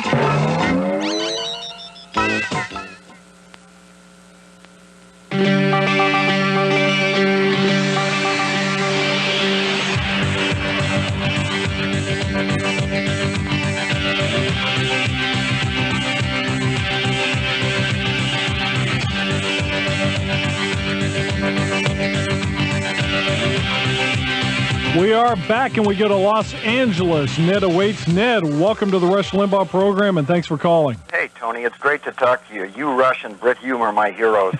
Thank you. You made a statement earlier about the military that you didn't think the president gets it when it comes to the way the military is being overused. Mm-hmm. And I would ask you and the rest of your folks in the media that if he doesn't get it, he's really got to be stupid. And I don't think he's that stupid. So if you turn it around, then you got to ask yourself, maybe he's doing this on purpose. And then ask yourself why he's doing it if he's doing it on purpose. And is it possible that he's trying to tear down the military? Well, I don't know that I want to be quite that conspiratorial, Ned, but I do think that that's the practical effect of it all. Exactly. You know, as John said before, what you end up having are completely burnt-out military officers. They get their home lives wrecked. They're broke. We got how many? You know, we've got this huge number of people in the military who are on welfare right now. That's also a problem. And so you have a thoroughly demoralized military. But I really don't think it's a conscious decision on the president's part. You know, I am willing to think a lot of bad things about Bill Clinton, but not the idea that somehow he's going to go out and try to wreck the military and somehow jeopardize all the people who do that. Because all you have to do is look at the newspapers and realize that even on average daily kind of service, it's dangerous stuff. You got people who keep, you know, people who die in carrier accidents. You have people who die in airplane accidents. You have folks who die just in the mere course of training. And the idea of trying to abuse those folks, I don't think, you know, as I said, I'll chalk up a lot of bad things to Bill Clinton, but that's not one of them. Let's go to Princeton, New Jersey. Sid, thanks for calling. Hi, good afternoon. You know, I listen to a lot of the shows, the talk shows, including your own, and the thing that I don't hear anybody talk about enough, which is what bothers me, is the bribery crime that Bill Clinton has committed. They talk about the other crimes and misdemeanors. Well, I think Bill Clinton has bribed Webster Hubbell to keep him quiet about Whitewater. Webster Hubbell got $400,000 or $500,000 to be quiet about Whitewater. He bribed Monica with a job. Lippo, maybe you could even make an argument that they were bribed by the Escalante National Monument. And why don't we hear enough about this? I mean, that's an obvious high crime and misdemeanor, bribe and treason. There you go. It's a very good question. The problem is it's very difficult to establish a direct chain of responsibility there. Take the case of Webb Hubbell. He gets $700,000 after he's been convicted of malfeasance at the Rose Law Firm. He's about to go off and serve prison time. And lo and behold, all of a sudden, all these offers come sailing in from Revlon and from all sorts of other places. And so he makes all of this dough. He even gets money to teach legal ethics to somebody. But you can't, unless somebody comes up and says, I got a call from the President of the United States to do this, it's almost impossible to prove. And proof really does matter in these sorts of things. Well, it's okay, go ahead. It's not going to be on videotape. I mean, if impeachment is a political opinion, then, you know, you have the weight of the evidence, and it's the political weight of everything that points to the fact that these bribes did occur. The problem is you're using too much common sense for the law. Again, you can put together all the circumstantial evidence you want, and there is plenty of it, but there is not a direct link. Again, in the case of Monica Lewinsky, she talks to Bill Richardson up at the United Nations. She talks to the chairman of Revlon, gets a job offer there through the good offices of Vernon Jordan. In no case do you see direct presidential fingerprints, pardon the expression, on either of these cases, and as a result, I think a bribery charge is awfully difficult to prove. As I've said before on this program and other places, you ought to hold a president to a higher standard than Joe Sixpack. On the other hand, when you're going after a president, you ought to make sure that you have a higher standard of proof than you might have in some other kinds of proceedings. You don't get much better proof than DNA. But it's pretty obvious that this is a president who is not going to cop a plea to anything unless you have evidence that is almost that clear, that specific, and that irrefutable. Anyway, thanks for the call, Sid. Let's go to Amherst, Massachusetts. Maria, welcome. Welcome. Hi. Thank you. I'm calling. I've been listening to you talking regarding this issue with Bill Clinton. The problem is, I'm a political science student from UMass, a postgraduate, and I feel that the president has responsibilities of upholding moral and ethical values in this country. He's representing the United States. He's representing a country, a whole people. Maria, could you speak up just a little tiny bit, please? Okay. The president, although I'm a Democrat and I did vote him in, and I'm a political science student, and I'm very interested in the legal system and the workings of the political system in this country. Our president is a disgrace. He has, now that this illicit behavior of his has come out to the public, I feel that as we are the people, we have also voted for this president in, and he has a responsibility to representing his people, and he is doing a shameful job at that. Let me ask you, when you talk about this with folks on campus, how do they respond? Well, let's put it this way. I'm a postgraduate, but I do feel a lot of other poli-sci students are not very happy with what the president, his behavior. Do they want him out? I want him out. I mean, I have a little boy. I just had a little son. And Congratulations. Thank you. He's 10 weeks old. And I'm going on to law school, and I'm very interested in participating in the legislative and legal system here. In this politics, it's very corrupt, but at least we don't need a president who's representing this country having such public and illicit behavior. Let me ask you, you're about to go to law school. How do you respond to the argument that this is tacky but not illegal? I think it is illegal. I think what he's doing is, you have to look at the laws and how you can define it in many different ways. And you can manipulate law sometimes. And in my reasoning, in what I have studied, this is illegal behavior. This is illegal, and it's unmoralistic. Okay, Maria, thanks for the call. Folks, we're going to take a quick break. We'll be back with more of your calls, though, 1-800-282-2882, right after this break. You're listening to the EIB Network.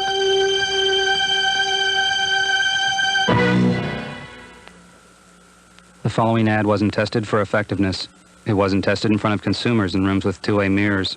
We don't even mention our name in the first 7 seconds. Oh, by the way, we're Dish Network, digital satellite TV. We didn't feel the need to test this ad because we're about to use a word you can't ignore. Free. I'll pause while you veer your car back onto the highway. Free as in now you can get a complete Dish Network satellite system, including dish and receiver, for the low, low price of nothing, after rebate. You've probably heard the word free used in tandem with car wash or smoked cheese, but we're using it with a digital satellite TV system, with more channels and more movies.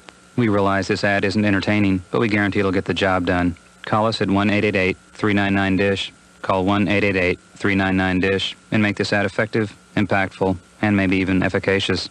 Dish Network. More TV, less money. Available at Sears and other fine retailers. Free system after $249 rebate. Promotion requires 1 year of programming services agreement. Cancellation penalties apply. Offer for a limited time. All prices and packages subject to change without notice. Sales tax and $49 installation may apply. World news on the hour, local news at the half. We're your news and talk leader. 1150 WGBR. These are the sounds of today's kids.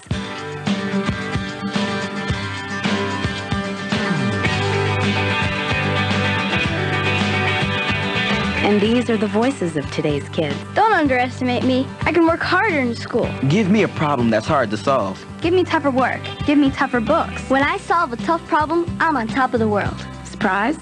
Don't be.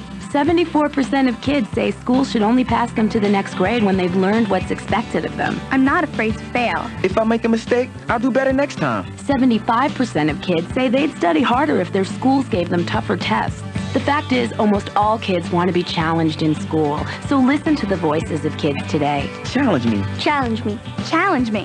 Do your part. Support higher academic achievement in North Carolina and challenge our schools to challenge our kids. For a free booklet, call 1-800-38-BE-SMART. A message from the Ad Council and the Education Excellence Partnership. Drinking drivers kill hundreds of people in North Carolina each year. If you drink, do not drive. If your friends drink, do not let them drive. Please report drunk drivers to the authorities. The North Carolina State Highway Patrol and 1150 WGBR caution you to not drink and drive. This is Trooper K.A. Gardner thanking you and this station for caring about your community. Goldsboro is a hub of the American dream that the whole world has the attention of. Hi, you. This is Ken Hamblin. The city of Goldsboro is really up to date with the latest news and issues surrounding them. There's the military issues at Seymour Johnson Air Force Base, politics. Let's get together and talk about it. The Ken Hamblin Show, weekday afternoons, 3 to 6 p.m. Hear what everybody's talking about on 1150 WGBR. WGBR.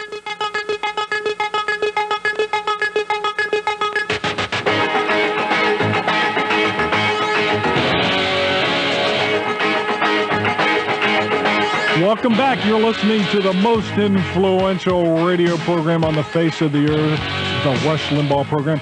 I'm Tony Snow of Fox News, the Detroit News and Creator Syndicate, filling in. Rush is ailing, but he'll be back soon. We're taking your calls, 1-800-282-2882. Let's go to Spokane, Washington. Dwayne, thanks for the call. Yeah, hi, Tony.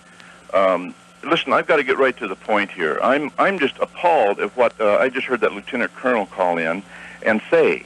That he said that there was nothing wrong with having an affair. It would have been just fine until the people found out about it.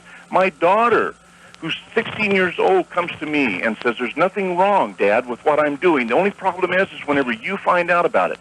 And that is dead wrong, Tony. This guy is dead wrong. The problem is him doing it, not the problem that people found out about it. I can't believe that this Lieutenant Colonel would have to even say that. It's not the problem. The problem is him doing it, not that we found out about it. So it is about sex. No, it's about him doing. Well, it's about sex. It's about him being as corrupt as he is. It's about him lying and doing all the things he's doing that he's not supposed to do. And no one's holding him to any kind of a standard. There's no standard being set here. And this guy is just, he's leading the country right down the tube. Of course, he's a product of the 60s, which I am too. But I got turned around in an early age, and I quit believing the lies that he's believing. He never did get turned around. What'd you do, have kids? Well, I did have kids, yes. But that's not it. There's a lot of people that have kids and are still believing these kind of lies. Clinton has kids. He's got a child. And he's not holding up any standard for her. He's not holding up any standard for the world. And then to have a lieutenant colonel call, and a lot of people believe this, Tony, that the problem isn't in having an extra marital affair. You can go out and do that. You can lie. You can cheat. The problem is when somebody finds out about it. That is dead wrong, Tony. Okay, I agree with you on that point, but let me defend John, the previous caller, because I don't think he was trying to argue that adultery is okay. He was talking about how the law is enforced. When it becomes an issue of law in the military, you got to fess up. If you don't, you run into the Kelly Flynn problem, which is that she was prosecuted not merely for having an improper relationship, but lying about it to a military court, and as a result, she got bounced. Well, here you have a president who's been asked about it, and he said, I didn't lie, I misled. I know, I understand that. And that, I guess what I'm getting at is all the other stuff that goes on around the heart of the problem is just a lot of talk. And you and I both know it's not only, I mean, you guys do probably more than anybody else in the radio and the media today of straightening the people out and letting them know the truth. We watch TV, we get bored to tears. Okay, Dwayne, I'm afraid we're going to have to take a break, but thanks for the call. And folks, in a few minutes, we'll be right back.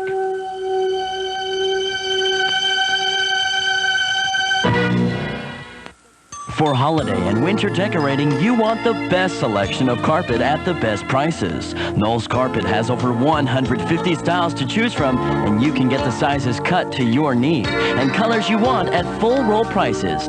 For a limited time, now through November 30th, get the carpet you need at roll prices at Knoll's Carpet, your Carpet One associate. Same location for over 22 years. 2311 Wayne Memorial Drive, Goldsboro. Quality floor covering expertly installed. Cooler temperatures are here for a while in Wayne County. If you haven't had your heating system serviced this season, you need to call Hasty Air Conditioning at 735-4430. Hasty is your local Carrier dealer. They can give you a free estimate on a new Carrier heat pump, gas pack, or oil furnace. If your system needs replacing, Carrier's high-efficiency systems can save you big on your heating bill. Whether it's a new unit or you need to have the old one serviced, call Hasty Air Conditioning, your Carrier dealer, at 735-4430 for all your heating needs. Carrier, custom-made indoor weather. 24 hours a day, 7 days a week. Hear what everybody's talking about. 1150 WGBR Goldsboro.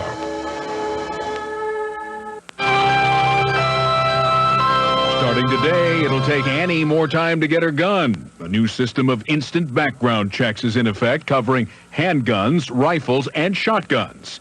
Here's what Danny Collins of Shooters Express in Belmont, North Carolina has to say about it. They say will be cut down because they'll have to get it other means other than doing it falsely through our stores. 3 days after he escaped from death row at the state prison in Huntsville, Texas authorities are still looking for convicted killer Martin Garuli. Michigan authorities are looking for a teenager related to 4 of 5 people found dead in Dalton Township, Michigan yesterday. An 18-year-old friend of the youth who's being sought is in custody.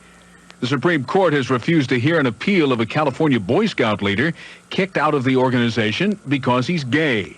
It was the first challenge of Boy Scout policy on gays to reach the High Court. I'm Nick Young. For hundreds of years, timekeeping was strictly mechanical. Then suddenly, the ticking stopped. With the first fully electronic timekeeping technology, Bulova changed the course and sound of time forever with Accutron. Today, Accutron is still at the forefront with the most advanced Swiss quartz movements and sophisticated designs for men and women, backed by a 25-year limited warranty. Accutron, one of the great advances in time. Hey, Larry for AT&T World Net Service telling everyone your internet is ready. I'm here with... Hi, Lester Moore, CPA. Well, AT&T gives you more. Less, like reliable access, email, web surfing, plus other free goodies for only $14.95 a month. Now that has my name written all over it. For less.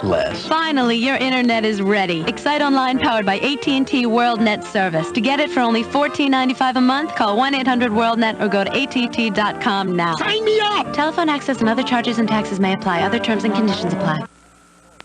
One of the works of Impressionist master Claude Monet, hanging at the Boston Museum of Fine Arts, may have been looted by the Nazis during the Second World War. The Boston Globe says it has new information indicating that Water Lily's 1904 was stolen from Jewish collector Paul Rosenberg. Jonathan Petropoulos is an expert in looted Nazi art. I have no problem with the MFA exhibiting it for the final week. The important thing is that the rightful owners get it back. Rosenberg's American descendants have not filed a claim for the painting, at least not yet. After a sit-down at the White House with PLO leader Yasser Arafat, President Clinton's announced the U.S. is boosting aid to the Palestinians by $400 million. Mr. Clinton says it's a tangible show of U.S. support. Today, our purpose is to send a clear signal that this peace is more than a piece of paper, that the promise imagined at Oslo can become a concrete reality. House Judiciary Committee attorneys have been at work questioning Clinton campaign contributor Nathan Landau about whether he leaned on Kathleen Willey to stay silent about charges the president made a pass at her. Tomorrow, the panel holds a public hearing on why perjury is a serious charge.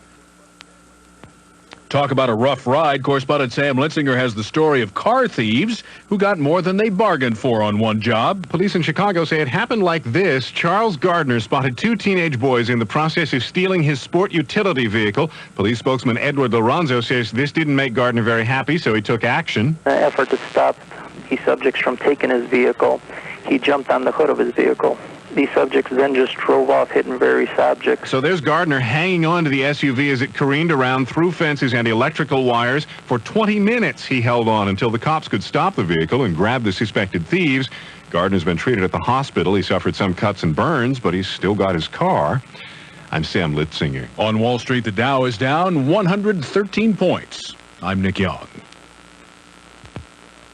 After all the gifts have been opened, well, I guess that's the last of the gifts. Give Dad one last surprise. Not quite. There's one gift left. What'd you guys do? What'd you do? Take a look outside, Dad. Have a Prime Star satellite dish from Radio Shack waiting in the yard. Bet you that'll make him smile. Now only $49 installed at Radio Shack. It's that good. I think he likes it. $49 Prime Star installation based on the $100 mail-in rebate. Some restrictions may apply. The History Channel's lost and found. You're looking for George Washington's false teeth? Hold, please. The Maltese Falcon, transferring. You know what History's lost and found? We've uncovered all of history's forgotten treasures. Marilyn Monroe's dress, Sigmund Freud's couch. Where's Einstein's brain? It's in a basement in New Jersey, hon. History's Lost and Found begins Tuesday night at 9 Eastern, 10 Pacific, only on the History Channel, where the past comes alive. This is NBC Radio News. At Deacon Jones Lincoln Mercury Kia, we treat people the way we want to be treated. This is more than just a motto. It's a way of doing business. Since 1989, Deacon Jones Lincoln Mercury Kia has strived to offer Eastern North Carolina the best possible selection, value, and quality care service after the sale. With rebates up to $2,000 and most every new car, truck, and van priced below factory invoice, our deals speak for themselves. Deacon Jones Lincoln Mercury Kia, Highway 70 bypass at Wayne Memorial Drive, Goldsboro. Well, it looks like we'll see plenty of sunshine in most spots for the afternoon. A few patchy clouds here and there. We are going to continue well on the warm side of normal with highs up to around 73 to 78. Tonight, look for partly cloudy and mild conditions. A light southwesterly wind ahead of a cold front that'll approach from the west late tonight. We'll see lows mainly in the low to mid-50s. Then on Tuesday, a partly cloudy start to the day with a mostly sunny afternoon. Not quite as warm tomorrow with highs around 70 to 75. I'm Mike Moss at the North Carolina News Network Weather Center.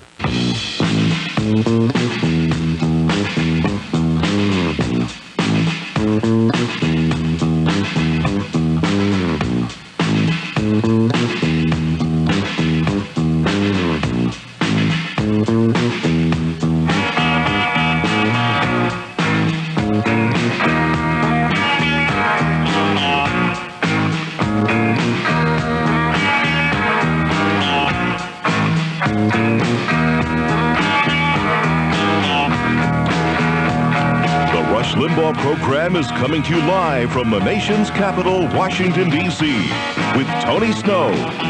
Well, thank you, Johnny Donovan. Folks, I hope your last 7 minutes were a little better than mine. I've got a couple of distinguishing characteristics in life. I'm a coffee fiend and I'm a klutz. Both of them have just come together marvelously. I'm here at the ABC studios in Washington. I decided to microwave a cup of coffee, make it good and hot. By the time I opened up the microwave, the coffee had spewed over everything. So I've spent most of the last 7 minutes mopping up a microwave. That's why I need many helpers. But in any event, I am happy to report that it has been scrubbed out so that the people who actually work here don't have some jerk coming in and subbing for Rush and also messing up all their appliances. We are back, and I promise you that we will not spend the whole 3 hours today talking about Bill Clinton, but we still got some unfinished business here. One of the things that is really fascinating to me is the whole issue of where are we as a country morally. Yesterday on Fox News Sunday, we did a segment on this. We had Jesse Jackson and Gary Bauer on talking about it. In the most recent issue of the Weekly Standard is a little essay by a guy who has now become officially my favorite essayist, David Gelernter of Yale University. He's a computer science whiz, but I think the best essayist in America today. I can tell you how much of a fan I am. I think he's written 5 books. I can find 4 of them. I've read 3, and I've started the 4th, and then there's one other that's so far out of print nobody can find it. A few months ago, I decided that I'd give him a call. Just try to call him up. And have you ever tried to make a call to somebody, you're a big fan, you don't know what to say, you get this voice recording, this is David Gelernter, blah, blah, blah. This is a guy who comes across sometimes as, let me say, not cranky, but he's somebody who has strong opinions and doesn't like members of the press bugging him a lot. That becomes clear in a book called Drawing Life. In any event, I make this call, and I feel like a total idiot, because here I am going, well, hello, Professor Gelernter. My name's Tony Snow. I'm a columnist. I do a little TV show, and I'm a big fan. And I knew at that point I was lost. In any event, I never heard from him again. But Galerter has a great essay called Adultery Then and Now. His thesis simply is that we have changed. I'm going to read a couple of little paragraphs from it because his idea is that this particular Clinton affair is one of these wonderful moments in American history where after the country's been sailing along for a while, we're happy, we're satisfied, we haven't been thinking too much about what we're like or where we're going. Suddenly, an event crystallizes it all, and we say, whoa, what's going on here? Galerter writes that nowadays most Americans see adultery in a way that's radically unlike the way we used to see it 50 years ago, but strikingly like the way left-wing intellectuals used to see it, which is basically okay. He argues that when it comes to things, for instance, like lying and perjury, he says lying's a slipcover type of sin whose significance depends on what you're covering up. Granted, he continues later, we can't shrug perjury off, or we risk destroying the legal system altogether. Granted, we'd better hold the president to a higher ethical standard than the average American, not a lower one, or we mock the honor of the presidency and the whole idea of leadership. Notwithstanding, all perjuries are not created equal, or to be his editor, not all perjuries are created equal. And he says, that, but 50 years ago, Americans wouldn't have worried so much about the lie, but, as Dwayne, our previous caller, had pointed out, they would have been concerned about the adultery. It was something that, while it was practiced, it was also frowned upon. And, again, Galerter argues that today Americans regard presidential adultery as no big deal because they regard adultery in general as no big deal. In modern America, adultery is a moral misdemeanor at the outside. Usually, it's more like a parking ticket. Contrast that with 50 years ago, and that's, again, he keeps bouncing back and forth, comparing and contrasting with 50 years ago. Here's the bottom line. Conservatives right now are belly aching without stepping up, with the exception of Rush and a few others, and trying to create a culture where you even talk about this stuff. Everybody is afraid to talk about right and wrong. Why? Because we have now spread the notion that tolerance means looking the other way. Tolerance never meant looking the other way. Are you kidding? You shed your decency in the name of tolerance? No. What people have to regain is a sense of human nature. Yes, folks commit adultery all the time. That's a fact of life. But what you can say is, it's wrong. You shouldn't do it. Even the people who commit it ought to say, it's wrong. As a nation, we have some responsibility for trying to outlaw what is good, outline what is good and what is evil. But we don't have the nerve. I'm going to quote again from Galerter. We don't have the nerve to impose moral standards and reach moral judgment because in the end, we're worried about what other people will think about us. So why do I get through all this? Because now we're at a defining moment. I hate the term, but it's true. We're at a moment where suddenly Americans are saying, wait a minute, what does this say about me? What's this say about my relationship with my spouse? Let's face it, Dr. Laura doesn't have a bazillion listeners because people don't care about right and wrong. I mean, she clubs people because she does, at least, and a lot of other people do, believe in the notions of right and wrong. I mentioned earlier that there's been a little bit of a change in the way things are going on. Christopher Hitchens. Now, Chris is one of the most liberal writers in America. He's a Brit. He's wonderfully urbane. He's a wonderful, fascinating guy. A brilliant writer when he's on his game. He was also on a Sunday show yesterday. I think it was Meet the Press. And he had a few observations about what ought to happen to Bill Clinton. And let's just take a listen, again, to what Chris Hitchens had to say yesterday. I think he should be cuffed. I think he should be cuffed and taken downtown, as a matter of fact. In charge with what? Yeah, with certainly with perjury. But I think he should be impeached also for abuse of power, because just on this one count, it's now absolutely plain, and Seymour Hersh's piece in The New Yorker is the most brilliantly distilled account of it. It's become plainer every day. A man who can't bear to launch a single bomb at Saddam Hussein or at Slobodan Milosevic lobbed dozens of cruise missiles into Sudan and Afghanistan while failing to tell his Joint Chiefs or the CIA or the FBI about the targets or the motives, for what was very plainly an attempt to change the subject. Now that's really serious abuse of power and should shock people. Apparently it doesn't. But There are some of us who perhaps are too easily shocked. I don't know. Now, why do we raise Chris Hitchin? For a very simple reason. He pointed out something I mentioned in the last hour, which is the weird coincidence that we spend, I don't know, maybe hundreds of millions of dollars lobbing bombs at what was purported to be a hideout for Osama bin Laden. We didn't get anybody in Afghanistan. And also what was alleged to be a manufacturing facility for nerve gas in the Sudan. Yesterday on Fox News Sunday, I asked Arlen Specter, Senator Arlen Specter of the Judiciary and Intelligence Committees in the Senate, whether he and his colleagues had ever gotten good intelligence from the administration to prove that, in fact, these two sites, which were bombed when, that's right, the day Monica Lewinsky was before the grand jury, whether they'd ever gotten any good information to demonstrate that these really were strategic and important military sites. And here's what Arlen Specter had to say. I do not believe that the evidence is overwhelming, especially as to the Sudan. But when you have the top officials in CIA and the Department of Defense insisting that they have sufficient answers, and then when you have when you ask them questions, I do not think that Congress has really done a job on having the kinds of hearings. They could be closed-door hearings. You're worried that there's a wag the dog scenario? Well, no, I'm not about to make that accusation, but I think that we ought to be finding the facts. We ought to be a lot more active under congressional responsibility on foreign policy, not to let the president start a war with missile raids and with bombing when we have time to consider the policy.